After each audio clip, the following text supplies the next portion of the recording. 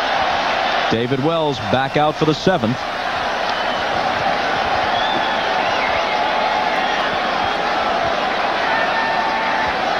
Girardi, who tripled his last time up, tripled to lead off the 5th and never got home, as Wells was able to bear down and get 2 big strikeouts and get out of the inning. Girardi's 1 for 2. Not new to the postseason. With the '89 Cubs, who won their division, and with the Rockies last year when they took the wild card in the National League.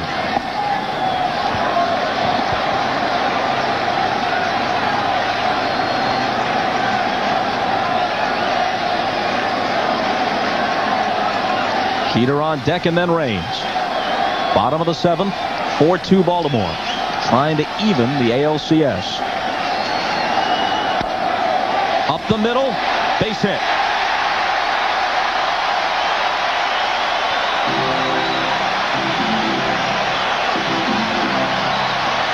Well, the Yankees have done their best run scoring late in the ball game, whether it be against relievers or the starters.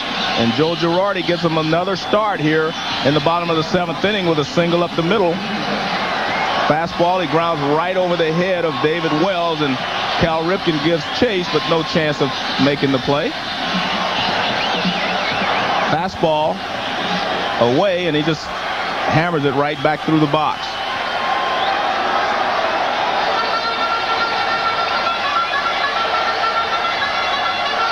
The Yankees have come from behind in all 4 games they've won in this postseason.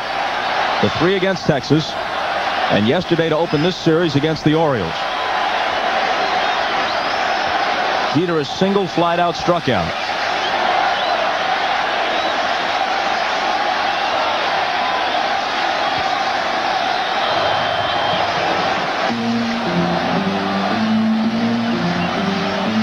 David Wells working here in the 7th inning, Bob, with 95 pitches now. And still throwing well. He's still throwing the ball hard.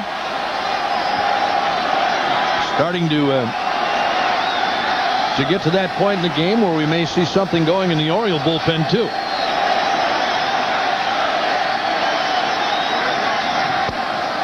Jeter takes one on the outside corner for strike 1.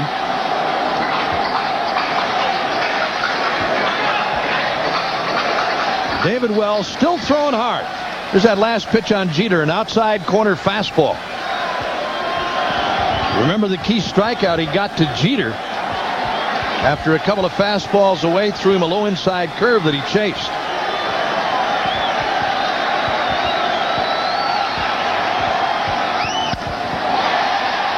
Fouled off 0-2. This is the Orioles' 6th playoff game. And in every case, Davey Johnson's starter has at least gotten him into the 7th, if not through the 7th. Alan Mills and Armando Benitez. Benitez was the pitcher when Jeter, the guy at the plate now, hit the fly ball to right, and all heck broke loose in yesterday's game. Mills is the guy that the Orioles have really missed at the end of the season. He's been bothered by a bad groin. I talked to Andy Etchebarren yesterday, Bob, and he said he's all right to pitch. They say he's okay to go.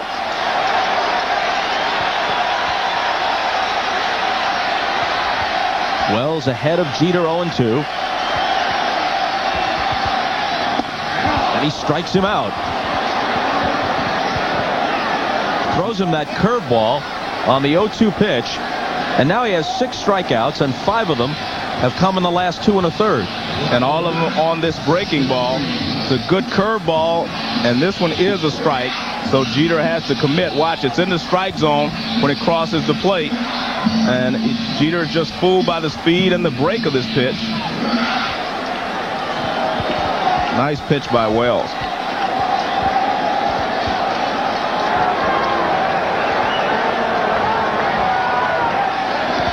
And his last 5 strikeouts have all come on that breaking ball. Yeah, it looks like if you don't get his fastball, Joe, he rides it away with the right-handed batters. If you don't get the fastball, he really snaps the curve. And, I mean, down low and inside in good spots more often than not. The Yankees have 7 hits for the game, but the first 3 Yankees up in the game all singled. Jeter, Raines, and Williams in the first. So since then, Wells has been tough to get to. And when the Yankees have threatened, as they did after the leadoff triple by Girardi in the 5th and the 1-out double by Duncan in the 6th, that's when Wells has been toughest.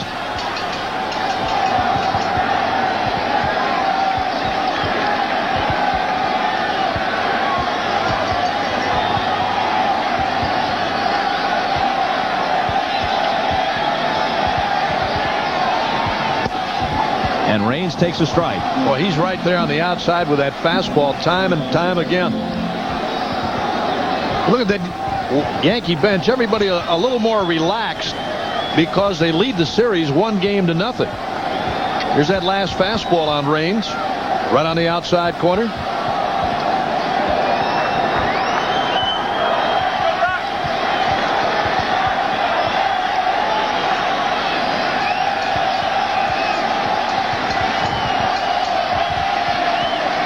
And the 0-1 pitch on the way.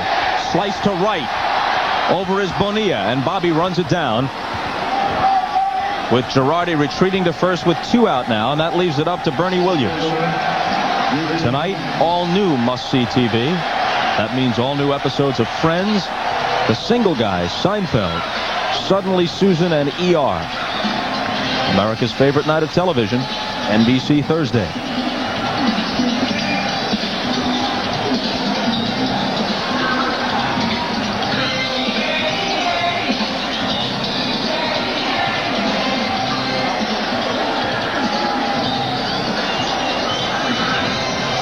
Jesse Orosco up.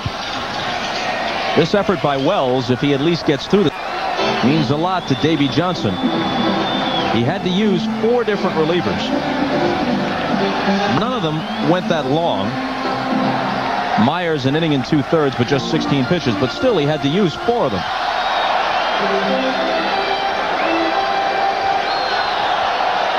Wells has kept the bullpen out of the game to this point. Williams has singled, walked, and struck out. Tying run at the plate. 4 postseason homers.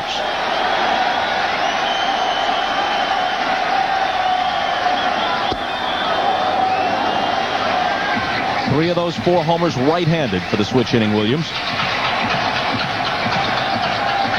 And you can see that they're staying in tight on Williams. His single came on a pitch away. But the question is, does David Wells have enough left on his fastball to be able to consistently get inside on Bernie Williams? Here's his 1-0 pitch. In there, 1-1.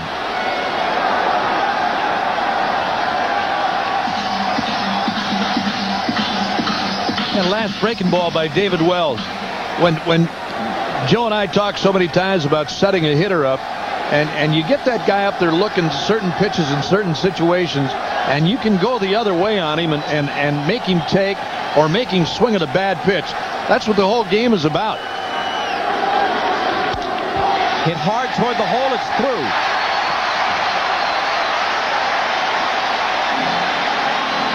Singles by Girardi leading off, and Williams with 2 out on the 7th.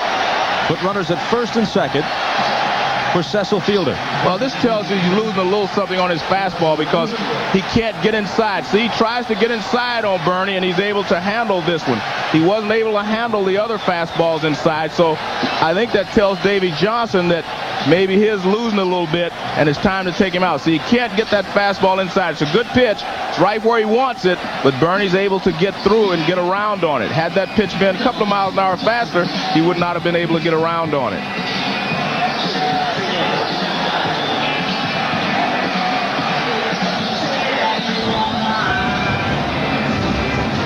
We'll be back.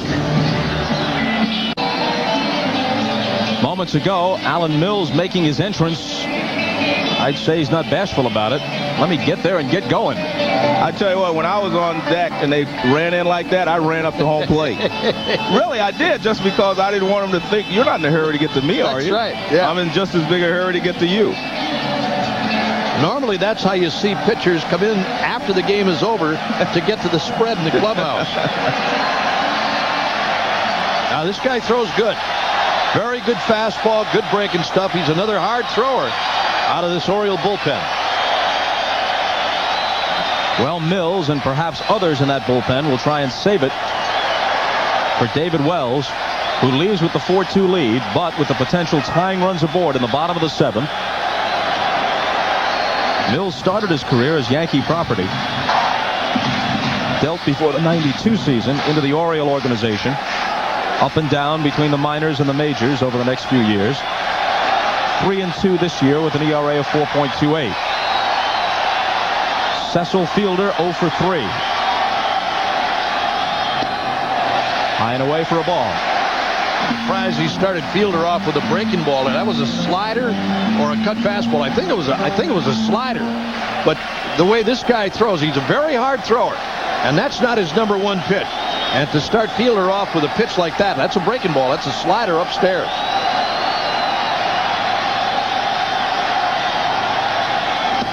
Way outside, 2-0. This guy throws in the 90s, and that fastball was 90 plus. He's had problems, Bob, from time to time control-wise. That's been a big bugaboo for him, the fact that he pitches from behind so much. But he's a very hard thrower. He's got good stuff.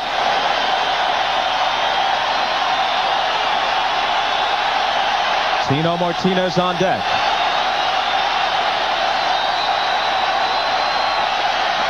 Fielder asks for time.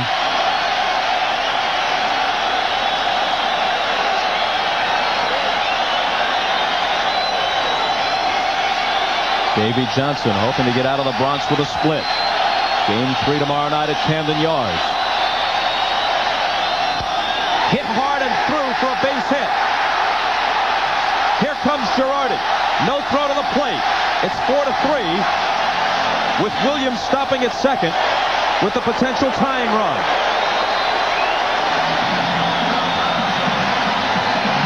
And we've seen Cecil Fielder do this several times in the last 2 series, and that is cut down on his swing and just get a base hit. Look, see how he extends out and just gets a base hit. It's not his big, powerful home run swing. He's just trying to drive in a run right there. That's really kind of guiding it through the left side. Good hitting there by Cecil. He knows that he needs to get that run home, and Girardi turns it up a notch, and he comes in to score, and now it's a 1-run ball game. Joe, here's that same shot from center field. This is a breaking ball again. That's a slider from Mills. That's not his best pitch. His best pitch is number 1, and that's a slider that Fielder was able to get out in front of and turn around and pull. Well, in the 7th inning yesterday, Jesse Orosco came on to face Tino Martinez, and in a clutch situation, he struck him out. Davey Johnson's going to ask him to do it again.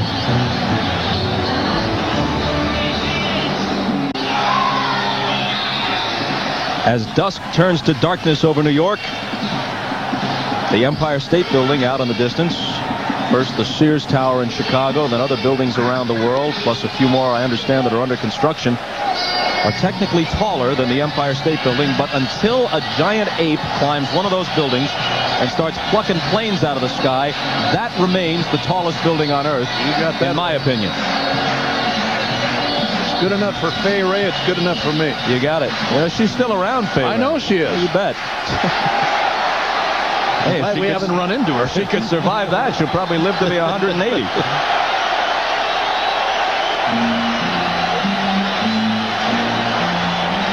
Well, Tino Martinez will catch no breaks. 0 for 2 with a hit by a pitch against the left-hander Wells, and now he's got to face another tough southpaw, the guy who fanned him yesterday in a similar situation, Jesse Orosco. Well, let's see if Martinez learned anything about Orosco yesterday, and that is to lay off the breaking ball that's out of the strike zone. I think his fastball is hittable if you can lay off of that pitch breaking out of the strike zone. He chased 2 breaking balls out of the strike zone yesterday. A run home to make it 4-3. 2 on, 2 out, and Orosco's pitch is a ball. Well, he chased that pitch twice yesterday. That same pitch right there. It starts above the knees and then breaks out of the strike zone. I think if he's patient and gets Orosco in the hole 2-0, Orosco will have to give in to him. Joe, don't you think in a case like this, I mean, you're up there, you say to yourself, I've got nothing but breaking balls from this guy. I'm going to look for a breaking ball in a certain zone. Inside to middle, sit there, and then let it all hang out. Go for it. The 1-0 is a strike. Good pitch there by Roscoe. He gets the inside corner. That pitch is out over the plate a little bit. Martinez can handle it. But left-handers who can throw the fastball inside to left-handed hitters, that's right on the corner, and then throw the breaking ball away are very effective. You can't hit both. You can't look in and outside. Right. You can't look curve and hit a fastball. I know that. No. Not too often, anyway. Duncan on deck. Hit sharply, but Alomar is there, blocks it, stays with it, and gets him. The Yankees score 1, but strand 2, and the Orioles still have the lead. Tino Martinez gets a fastball in. He lines it in front of Alomar. With a runner at second, you've got to get in front of the ball. And he does so. So you got to keep the ball on the infield. He blocks it, picks it up, and throws him out. And then when he gets into the dugout, he checks to make sure all his parts are still working as he takes that one right off the chest. But that's what you have to do. Or at the very least, to see if the signature of American League President Gene Budig isn't stamped somewhere on his chest. See these guys starting to wear flak jackets tomorrow. That is a tough infield out there. We've seen some nasty hops. Hoyles against Nelson as we move to the 8th. The Yankees have made it a 1-run game. 4 runs, 8 hits. No errors and 10 left for Baltimore. 3-9-1 with 8 stranded for New York. 1-2.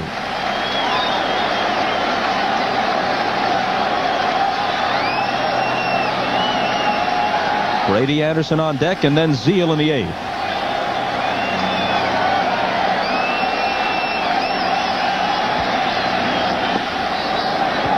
These two teams began their season's business against each other in late April in Baltimore by playing the longest 9-inning game ever played. They followed it up with a 15-inning affair the next night. Last night's game, 4 hours or so, afternoon into night. O'Neill in right field. Retires Hoyles. This game well over 3 hours already. Well, in this whole series, Bob, as a matter of fact, the games that we've had a chance to work and watch have all been excellent ball games. I mean, close, tight, big plays, good plays, home runs, big pitches made, pitches that weren't made. All true, but early dinner reservations are out of the question. What do you mean true? Of course it's true. Of course it's true. Why do you say that? You know, you're right. That's better. Don't say true. Man has become so touchy. There's a base hit by Anderson.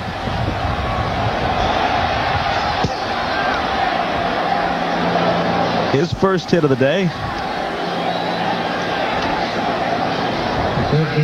And it brings up Zeal. And we flash back to the 3rd when the Yankees had a 2-0 lead.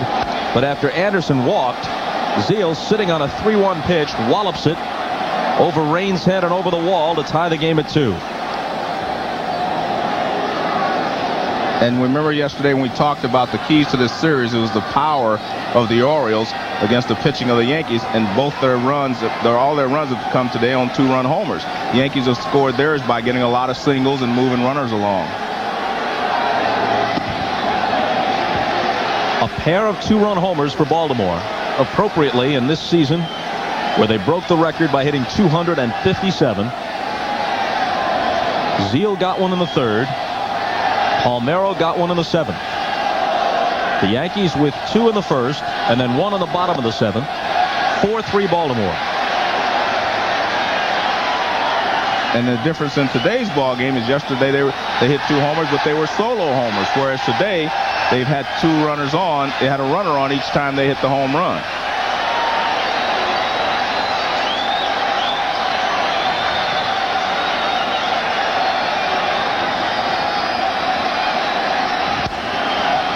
Lined into right center field. Bernie Williams sprinting toward it. Won't get to it.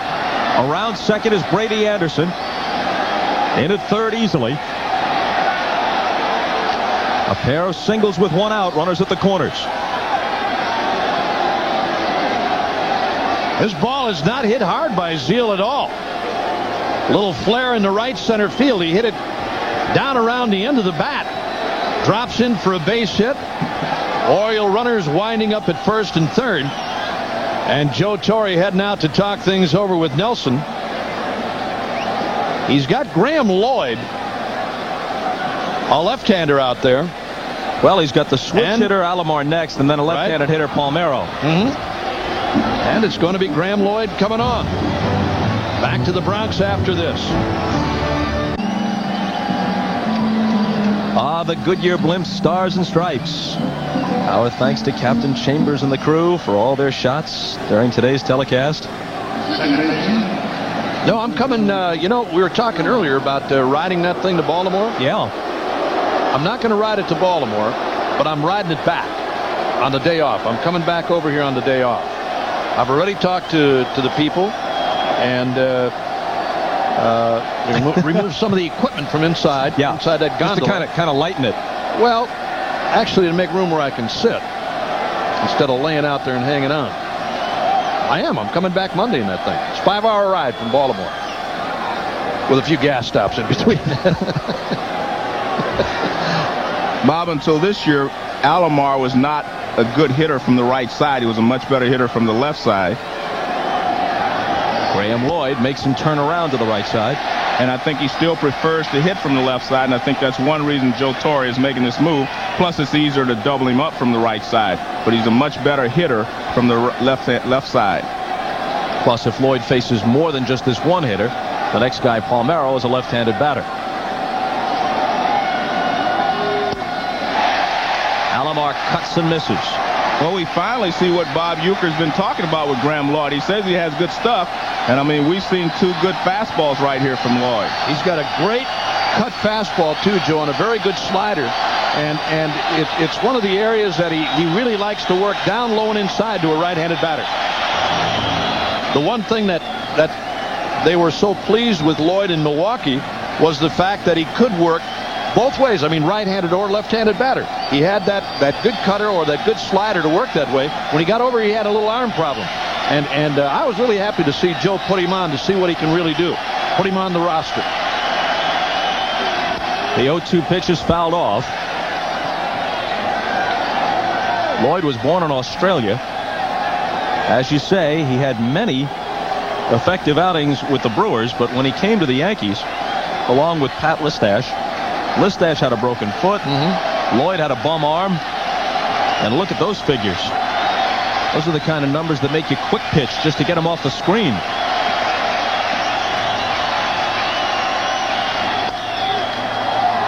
In the air to right. The Yankees hoping it fades into foul ground, which it does. O'Neill makes the catch, and the runner tags. The run will score before they get Zeal in the rundown and tag him out. So the run will count. And we'll sort it all out when we come back. Except we can tell you this. It's 5-3 Baltimore.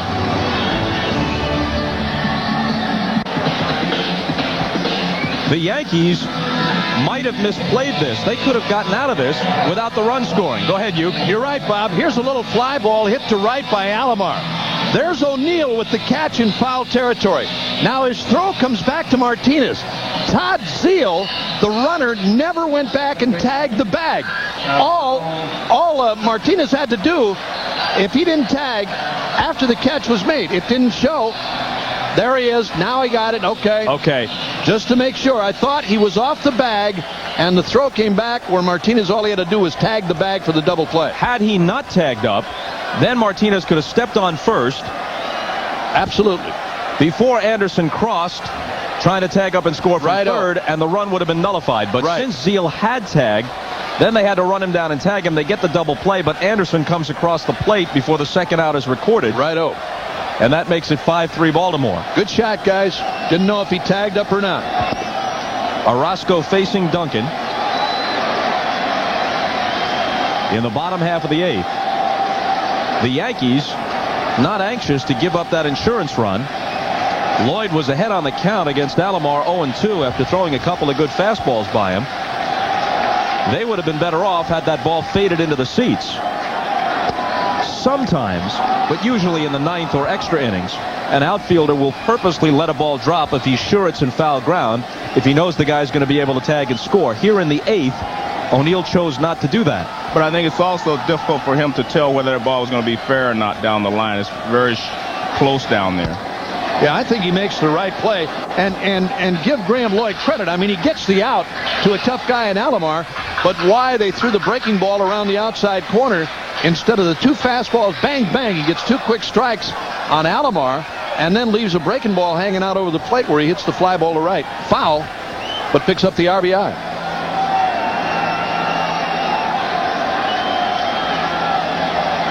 Duncan had a double his last time. He's 1 for 3 in Orozco's 1-2 pitch.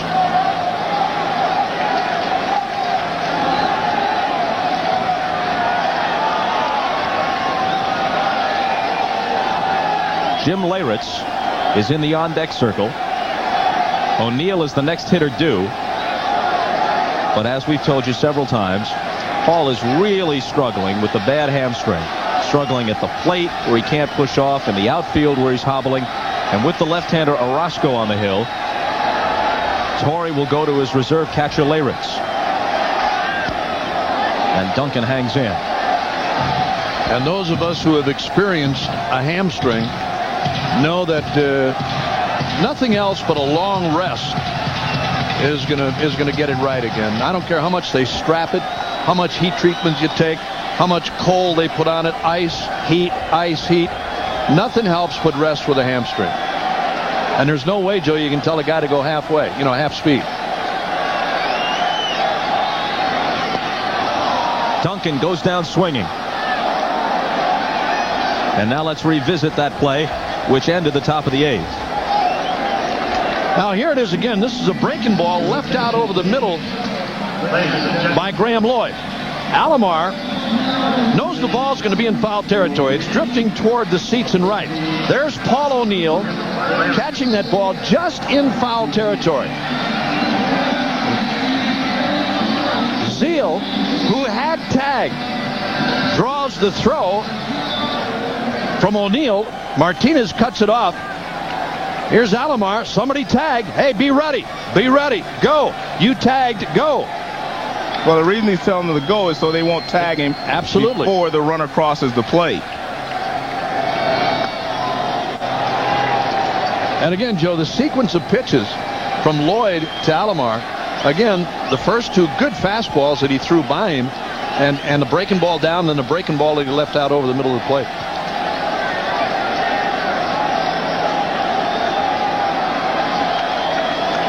Leyritz, who started yesterday and went 1 for 4. Pinch hitting for O'Neill.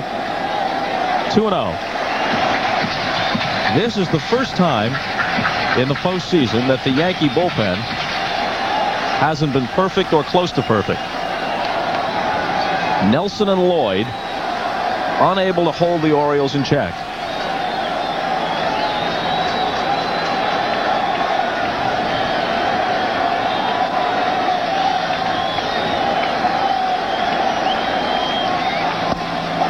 There's a strike. And to your point, Bob, I think the Yankees got caught in a very difficult situation there because Jeff Nelson just does not match up well with Rafael Palmeiro. I don't think you will see that matchup again in this series when it means something, because he just does not match up well. But because of not having a day off, et cetera, Joe Torre's forced to use people in situations where he's not comfortable with them. Orozco knocks it down, has time, and retires Leyritz. So now with 2 out and nobody on in the bottom of the eighth, it'll be Charlie Hayes, who's 0 for 3 with a couple of strikeouts. Well, Orozco throws a slider in. He actually jams Leyritz, may have even broken his bat, knocks the ball down, picks it up, has plenty of time. And that's out number 2. Hard really to fault Lloyd, since Alomar was the only hitter he faced, got ahead of him 0-2 and then got him to foul out. Well, I guess the tough part, Bob, is you know that you need a strikeout in that situation, or at worst a ground ball. A sinker or something hard may get you either one. An off-speed breaking ball allows Alomar to fight it off, and in most cases a breaking ball, you get out in front of it, you will hit more fly balls than you will anything else. Remember, Joe, when the deal was made with Lloyd, and after a few appearances for the Yankees, he complained about not being able to throw a curveball, that the curveball was a pitch that really hurt him. This ball is a bullet and into the first row or so of the seats. He said the breaking ball was the pitch that really gave him problems because of the bone spur. But again, when we talked to Joe Torre in the series against Texas, he said he was healthy and he said he was ready to pitch. Well, I was impressed, as I said, this is the guy that you've been telling us about. He threw 2 good fastballs. But look, I mean, it's easy, I guess, for me to think about it up here, but when you're down there, you're thinking, well, maybe I can fool him. And that's probably what they tried to do.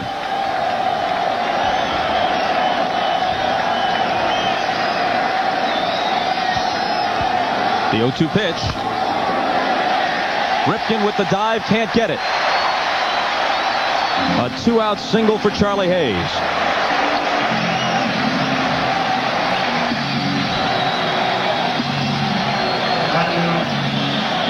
Now, this is not a bad piece of hitting by Charlie Hayes. This pitch is down. That's not a bad pitch at all. Goes down and gets it and hits it past a diving Cal Ripken. Nice piece of hitting there by Charlie Hayes. Not a bad pitch at all by Orozco.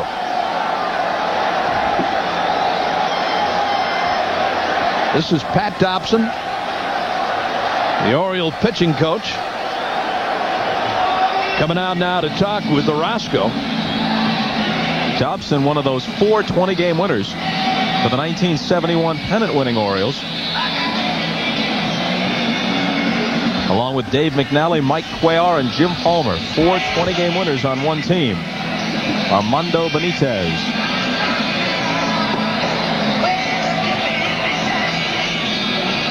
They haven't decided on a change yet. Girardi is the scheduled hitter.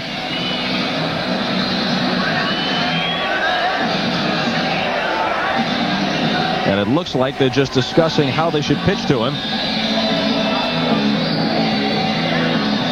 Dobson departs. They'll stick with Orozco. And tomorrow night, we're back with Game 3, this time from Camden Yards, 8 Eastern.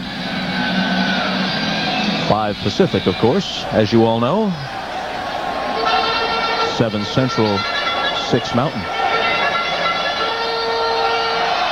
9 Atlantic time.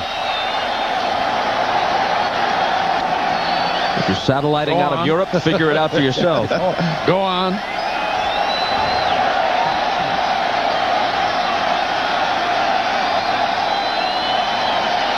Girardi grounded out, triple, single. He hit only 2 home runs this year. He's the tying run at the plate in a 5-3 game in the bottom of the 8th. Hayes at first with 2 down.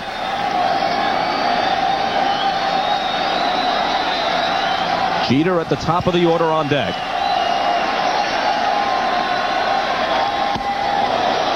One and one. Good fastball here to straighten him up. He threw him a pitch away, and he knows Girardi goes out there on the balls that move away from him. Girardi hits the ball back through the middle and to right side, so he doesn't want him leaning out there. You see, he started to lean out there.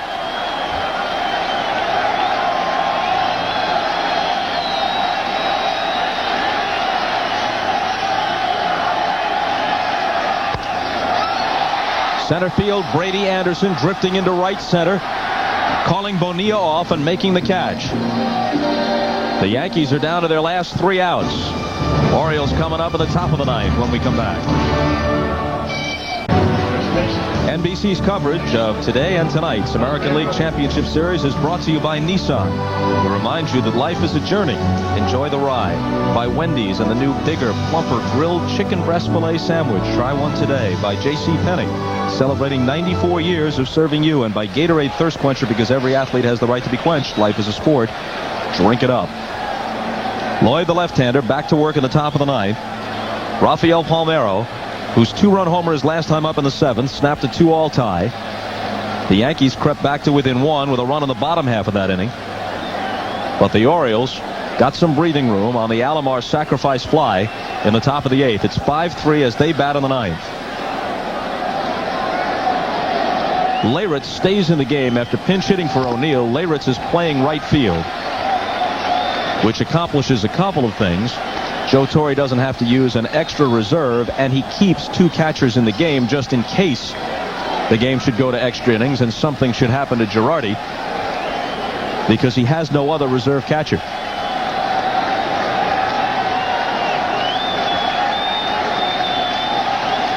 Oh, 0-2 to Palmeiro. Just missed. And here again is one of the situations where Lloyd was used more often than not by Phil Goddard in Milwaukee. Strictly against left-handers and occasionally a right-hander. But that breaking ball. Here comes Martinez in to glove it and take it himself. One first baseman retires the other. The Orioles have officially filed their protest of yesterday's game. Let's go to Jim Gray with the details. Jim? All right, Bob, they have indeed filed that protest. It got over to Gene Budig and to Bud Selig a couple of hours ago. Within the 24-hour frame, they paid the fee. The basic protest states, it cites a very small rule, section 3.11 in the rule book, and that rule states that an umpire will not change his opinion based on any decision of the grounds was not correct, whether the ball was batted fair or foul, safe or out, and no decision rendered by him shall be reversed except that he be convinced that he is in violation of one of the rules. And they go on to say that, to Mr. Garcia's credit, he has become convinced that his initial conclusion was erroneous. Now, Dr. Budig will look at it tonight with his attorneys, and they hope to get back, because of the shortness of this series, to them within a day or two. Bob? Luckily, the Orioles owner, Peter Angelos, is a labor lawyer, because you might have to take that to Felix Frankfurter to have it deciphered. Well, the only problem is he was shown replays to say that he was wrong, and replays aren't a part of the game. Well, there is no way, even though Rich Garcia missed the call, there is no way this protest is going to be upheld. It was unfair to the Orioles, but you know it's going to stand. It's okay. We'll do a game again tomorrow. Absolutely. Do game 1 over again, huh? Bonilla swinging on the 3-0 pitch and fouling it off. It's a good idea that they file a protest, just to get their point of view out there, just to make it official.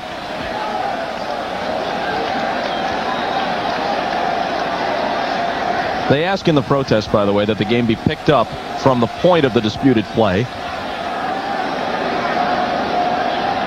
And there is Peter Angelos, who runs the Baltimore Orioles.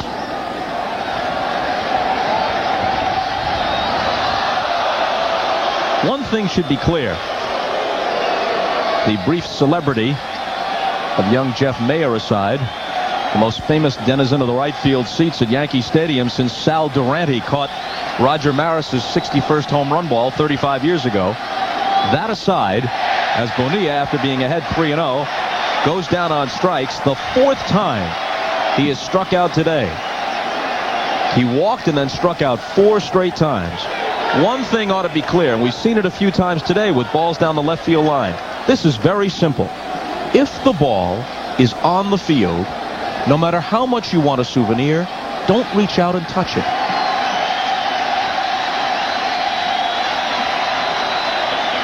Exit Lloyd, enter Weathers with 2 out on the 9th. And we'll be right back.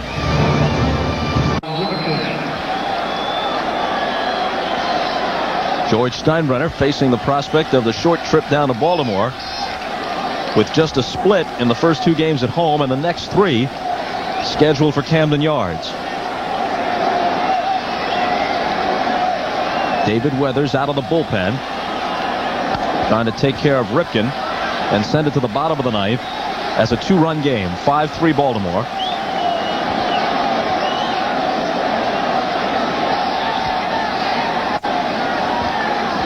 Cal is 2 for 4. Has a pair of singles. Drove in over 100 runs for the season and had 26 homers.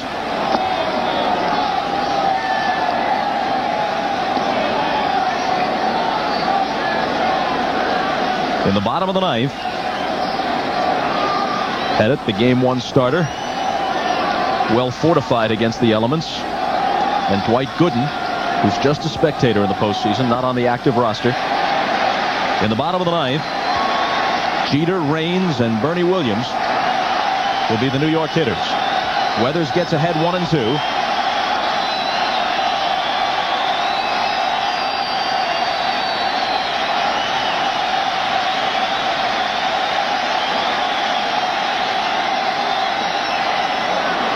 And can't finish Ripken, at least not just yet. Even though they were seething about what happened yesterday, if Baltimore gets out of here with a split and they go home for the next 3, they've got to be reasonably happy with that. Roll to short. Jeter takes care of Ripken. On to the bottom of the 9th with the Yanks down by 2.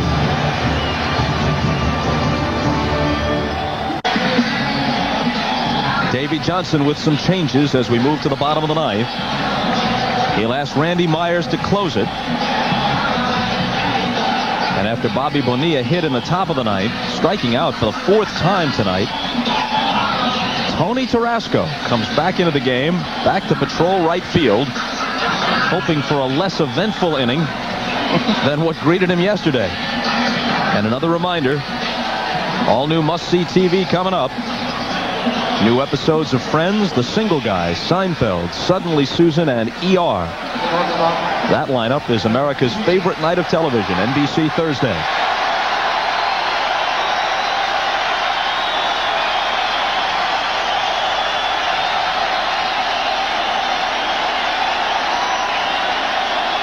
Unless the Yankees force extra innings, this is a 9-inning game that's verging on 4 hours in duration.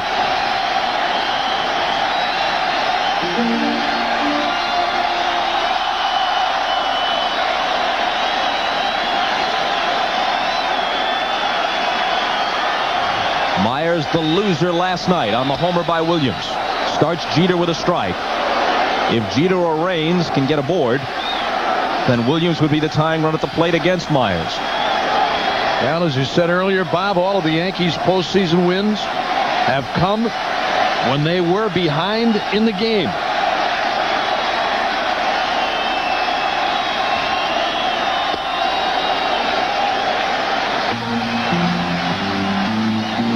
Team with 10 hits, but 2 of the Orioles' 10 were home runs, each with a man on. Zeal in the 3rd, that erased a 2-0 Yankee lead. Palmeiro in the 7th, that snapped a 2-all tie. It's 5-3 now. The 1-1 pitch to Jeter. 1-2 to the rookie. He singled his first time up. Since then, he's flied out and struck out twice. He hit .314 for the season.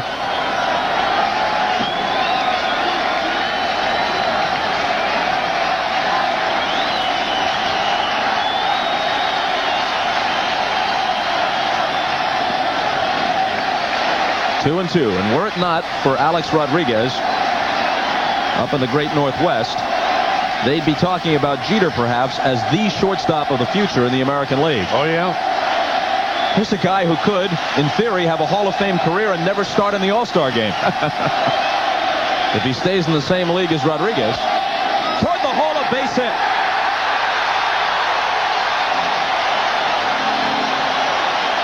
The one thing you try to do if you're trailing in the late innings is try to bring the tying run to the plate.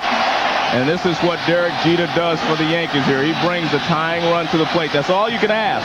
Whether you win the game or lose the game, you want to have that shot. And now they have the opportunity. Good hitting here. Fastball out over the plate. He loves the ball out over the plate, and he goes the other way with it. It's tough to teach a lot of young hitters to do that, but both he and Alex Rodriguez are capable of going the other way on pitches. Now it's Raines. Last Friday, Game 3 of the Division Series in Texas. Jeter and Raines opened the ninth with big hits. The Yankees trailed them by 1. Here they're down by 2. They scored 2 in that ninth inning and won the game. to take a 2-1 lead in the series. Here they need a couple just to stay alive in game 2. There's the Oriole bullpen. Arthur Rhodes, the left-hander. Armando Benitez, who was up earlier, the hard-throwing right-hander. Both these guys throw in the 90s. And they may want to force Bernie Williams to hit from the left side, and if Tim Raines gets on base. Not a bad idea considering how devastating he's been when swinging right-handed. There's strike 2 as Myers gets ahead of Raines. He's thrown Raines 2 breaking balls here and gotten them both over. One was knee-high breaking ball. This one looks about middle of the plate almost. Good pitch there by Myers. Take a look. Ball splits the middle of the plate. But he fooled him. He was looking for a fastball, obviously, and he got a breaking ball.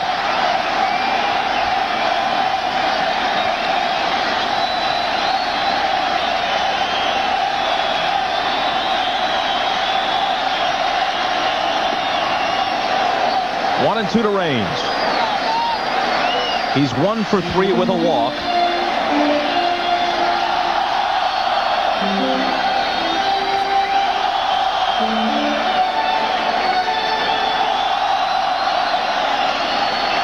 Paul O'Neill out of the game after Leyritz hit for him.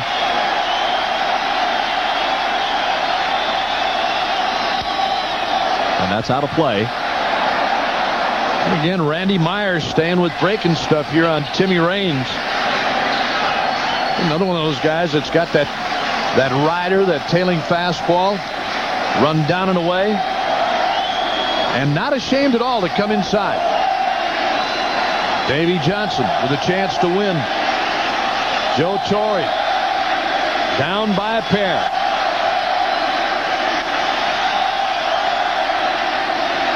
Two and 2.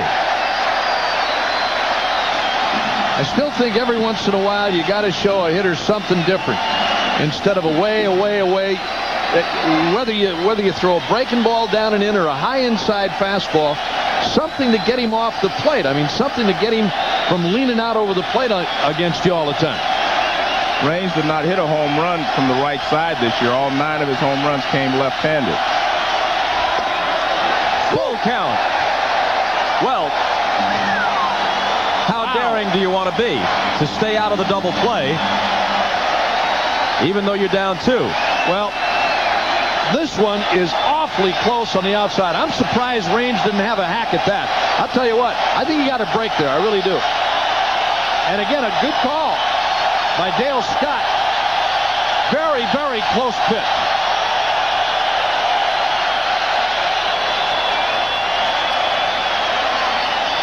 Raines was behind in the count 0-2.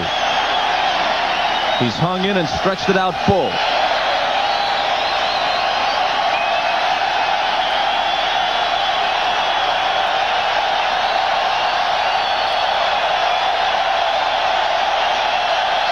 Jeter at first.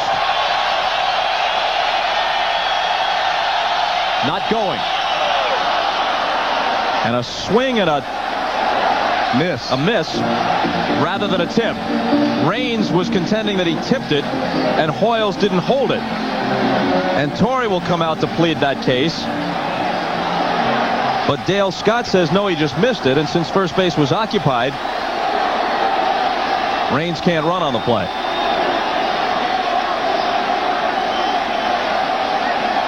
Well, let's take a look and see if he gets a piece of this. It's a breaking ball. You can't really tell. I couldn't see the trajectory of the ball change. It's a breaking ball, so it's going down a little bit anyway. And Dale Scott says he does not touch it. It appears that he misses it, but, you know, it's very difficult to tell once this is that close.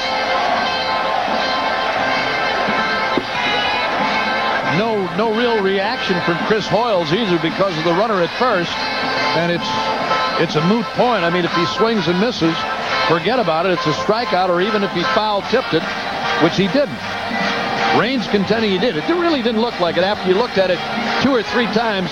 Normally in slow motion, you see that ball, after it's tipped a little bit, it'll drive right straight down. Maybe even off the heel of the catcher's glove. Not that time.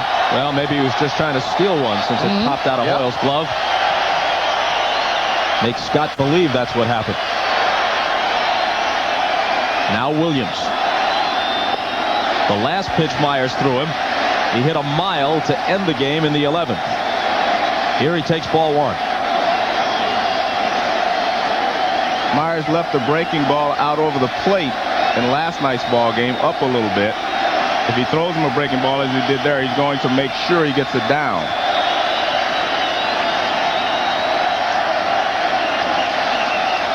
Two home run threats with a tying run at the plate. Williams and then Fielder.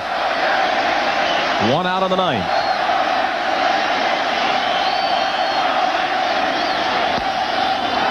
A called strike, 1-1. And it's not to say that Bernie Williams can't get one out of this ballpark in right field either. Anything out of way, I mean, he can hit it and hit it deep enough to right, carry the fence out there, even in the power alleys. Against Wells today, he singled twice, walked and struck out. Now facing Myers. Inside 2-1.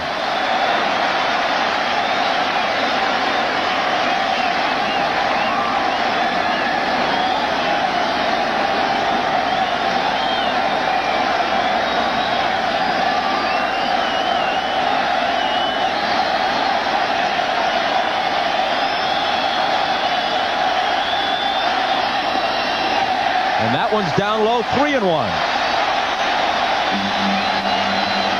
Well, Cecil Fielder's on deck.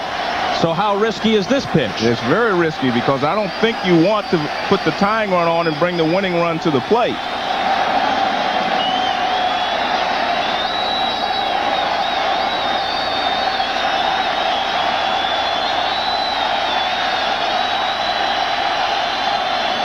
Now you got to go after him here in this situation, as you said, Joe, to bring Fielder up there representing the winning run. I mean, if Williams hits one against you, the game is tied. It's a tie ball game. Put him on and bring the other guy, and he does it. It's over. The 3-1. He walks him. Well, Joe Torre couldn't ask for anything more. He's got the winning run up there now. Tying runs on, and Cecil Fielder, who's delivered a couple of times in postseason with key base hits. And Randy Myers may not face him. Benitez and Arthur Rhodes both are ready. And Davy Johnson makes the change here.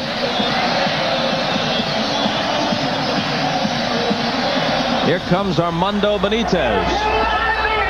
And here comes the commercial break.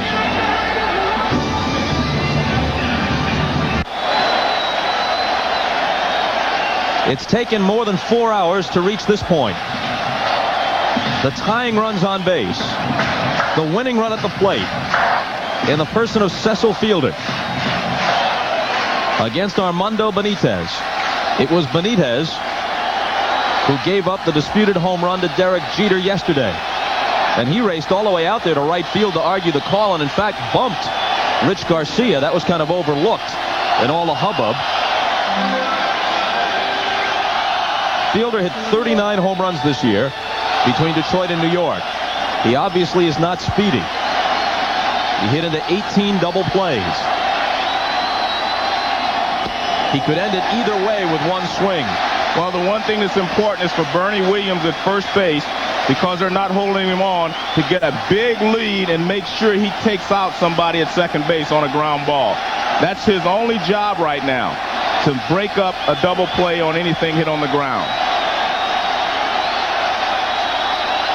The 1-0 pitch. Inside 2-0. Tino Martinez on deck. Well, he's trying to overpower Fielder, and they want the ball in, but not that far in. But now he's in a situation, because he misses with this fastball. Watch it, tails in even more. Under Fielder's hands is where you want to throw the ball, but on the inside part of the plate. Now he has to come one-on-one fastball to Cecil Fielder.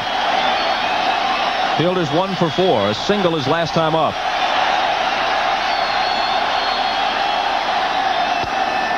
There's a strike. Cecil grounded into a double play with a run scoring back in the first inning.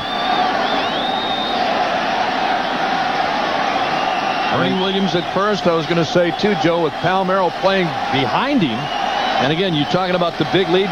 In case he gets a chance to break up a double play, you got to be careful there too, and look for a throw from Hoyles. Here it comes on 2-1, and the count levels.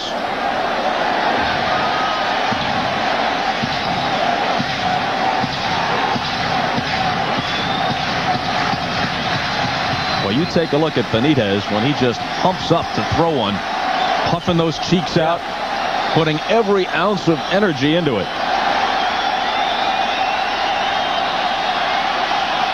He isn't here to finesse you. No. And again, Hoyles may have wanted a breaking ball here, maybe a slider. I think Benitez wants to throw a fastball. Let's see what he goes here. Breaking ball. Yep. Slider away. That's the pitch that Cecil Fielder hit for a base hit earlier when he knocked in a run. Here it is one more time. This is a breaking ball, a little slider. You can see the spin on it. Down low and away. Cecil Fielder trying to pull it and got a piece of it.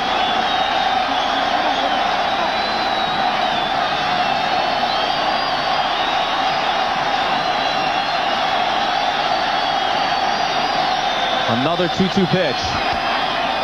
And another tap foul. Well, Cecil's doing a good job of spoiling those pitches. That was a nasty one there. That one was down and away. This pitch is down and away.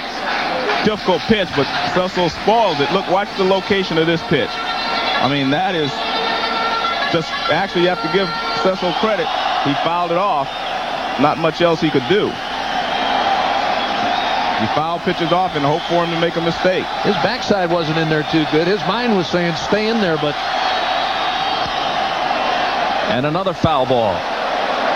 The outfield, of course, is deep. The Orioles with a 2-run lead. The Yankees with lots of speed on the bases. Jeter, who's less important at second. Williams, who's very important at first. If a ball is hit in the gap, Williams has a pretty good chance of scoring. On a single to center or right, he has a pretty good chance of making it to third with only one out. On a ground ball, he's got a pretty good chance of getting down to second to break up a potential double play. Another 2-2 pitch. In the air to shallow right, down the line, foul territory in the seats.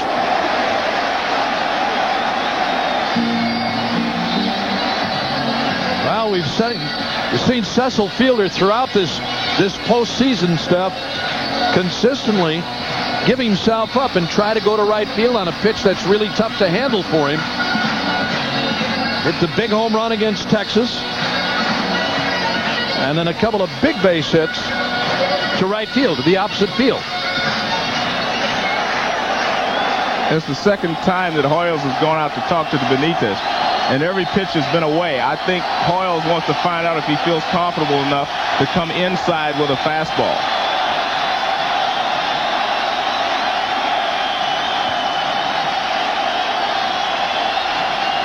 Once more. In the air, wide of first. Does Palmeiro have room? He reaches in and does. Right along that barrier. And this time, it was the first base umpire, Mike Riley, hoping, please, let's not have it be anywhere near anybody who can reach in and get in the way of this. Now, this fan down along the first baseline. Watch this fan. He gives Palmeiro a shove. Watch this. It was over by the camera well, though. Right.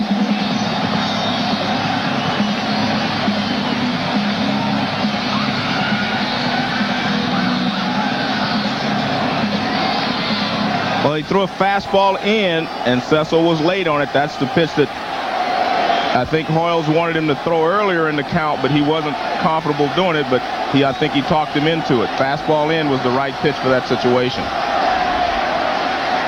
So now it's up to Tino Martinez.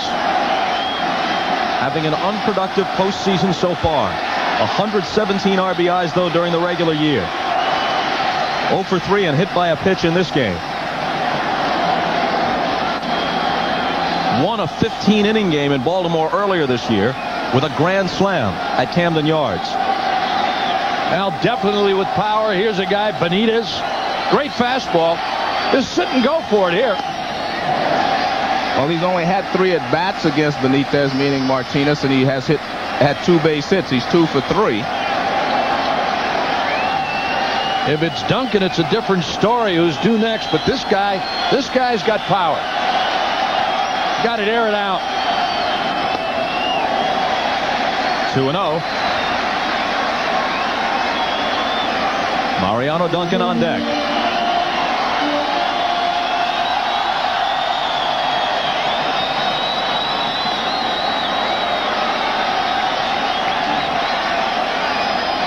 Two out, 2 on. A 2-run lead in the bottom of the 9th. And a 2-0 pitch coming. Swinging a fly ball to right. Might have had a pitch he could do something with, but he didn't get it. And Tarasco does. So Tarasco, in the center of controversy last night, squeezes the final out in what was, by our calculations, the longest 9-inning game by time in postseason history. Division Series, LCS, World Series. This game lasted 4 hours and 16 minutes. The previous longest one was 4 hours and 14 minutes. That was Game 4 of the '93 World Series, which Toronto won over Philadelphia 15-14. Consider the pace of this game, only 5-3, and it took 4 hours and 16 minutes to reach a conclusion. Well, tonight's Chevrolet player of the game is, how about David Wells? I go along with that, absolutely. Pitched 6 2/3, and he was at his best when the game was on the line, when the Yankees were threatening. Allowed 8 hits and 2 runs, 6 strikeouts, 5 of them in clutch situations. He's the winner. Jeff Nelson out of the bullpen is the loser. The save goes to Armando Benitez. Homers by Zeal and Palmeiro for the Orioles. They come out of New York with a split, and the next 3 are in Baltimore beginning tomorrow.